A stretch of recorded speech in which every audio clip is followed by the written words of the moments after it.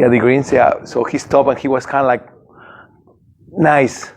So the combination of intelligence and your emotions, this is what is called emotional intelligence. And this is a super important power. Okay, let me see. Let's see this one. We explain emotional intelligence. This is Bob, the caveman. Bob either fights or runs away when confronted with a problem.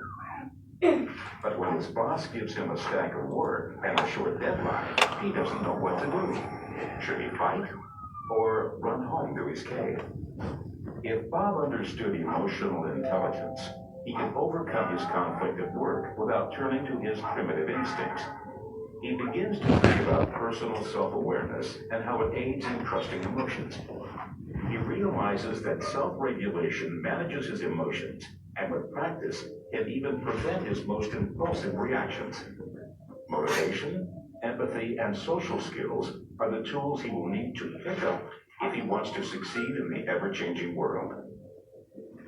Back at work, Bob asks to meet with his boss about the workload. His boss agrees to extend the project deadline. Bob then asks a colleague for help, and together they get the job done. Grateful, Bob invites them on a hike to his favorite neck of the woods, and they bond over a perfect campfire.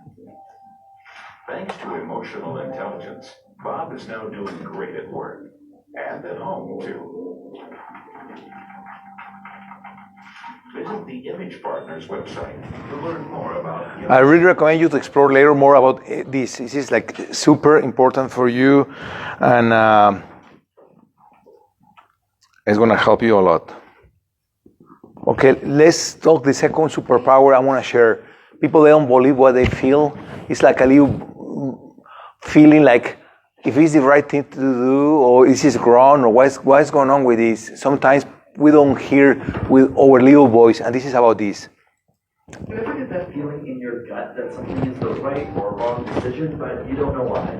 Our intuition is often deemed as mysticism or linked with telepathy and premonitions, but is there a science behind it? Should you trust your intuition? Understanding something immediately without conscious reasoning is less about seeing into the future and more to do with pattern recognition. If I showed you this layout of an actual chess game for 5 seconds, could you reproduce it?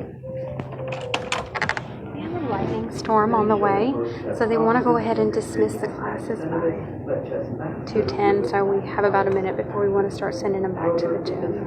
Okay. Just because of the weather. Completely random positions, both novices and masters only recall 25%. The masters don't have photographic memory. They simply use their knowledge and intuition based on patterns they have seen over years of practice. Our brain processes information through both slow and fast thinking. For example, this math problem will cause a stress response, and your brain will kick into slow thinking to solve it. But this picture involves fast thinking. Understanding the emotion of sadness is an immediate brain response, and this fast thinking is where intuition lies. And so, is following your intuition always the route to go? Not in cases of empathy, it turns out. A study involving over 900 participants found that when it came to accurately interpreting and understanding the feelings of others, systematic thinking, or carefully analyzing the information available before making a decision was more successful than going with what feels right. Relying on our past experiences is essentially how our intuition is formed, and it has helped our ancestors determine friend from foe. However, we were given 2 systems of thinking, fast and slow, and we recommend that it's best to follow them both. This is the second power. So right now I'm closing.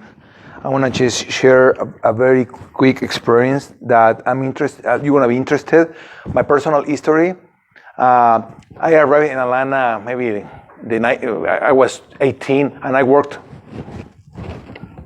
in this hotel. I was a banquet waiter, and I had a dream to maybe go do college, but I didn't know. I had no idea how to do it. So I worked hard, being there, arriving at 4 a.m. to prepare the breakfast, and I was working hard.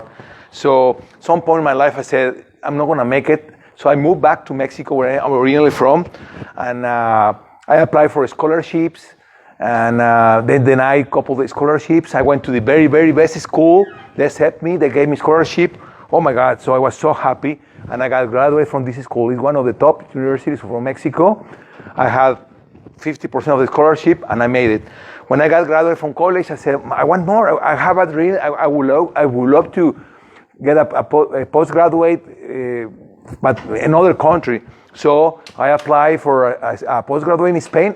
Bingo. They accepted me, and I got graduated from my MBA here in this university. It's one of the top 2 from Spain, and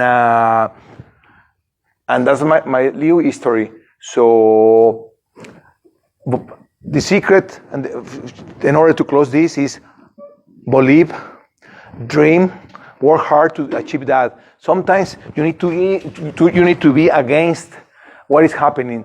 I mean, at some point I was kind of like myself alone in Spain, or I was working hard and I was leaving my family behind. So you need to work hard, believe yourself.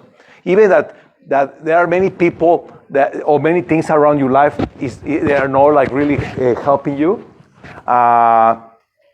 You need to keep going. When I was before this in college studying, it was kind of like most of the people in college, they were kind of like people with nice cars, with money. I had no money. And I was surviving, and I keep going, and I got graduated from college, and then I did this, and now here I am. I am director of sales support, administration, and marketing in a software company. So do your best. This conference, it was created for you. Thank you so much for everything. Thank you.